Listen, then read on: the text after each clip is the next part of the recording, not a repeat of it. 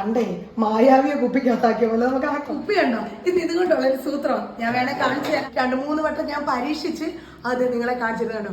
ഹോളൊക്കെ ഇട്ടിട്ട് പരീക്ഷിച്ച് അപ്പൊ എനിക്ക് സക്സസ് ആയി. ഈ അടപ്പിന്റെ ആവശ്യമില്ല. അതുകൊണ്ട് ഇനി നമുക്ക് ഇവിടുന്ന് കട്ട് ചെയ്ത് കൊടുക്കാം.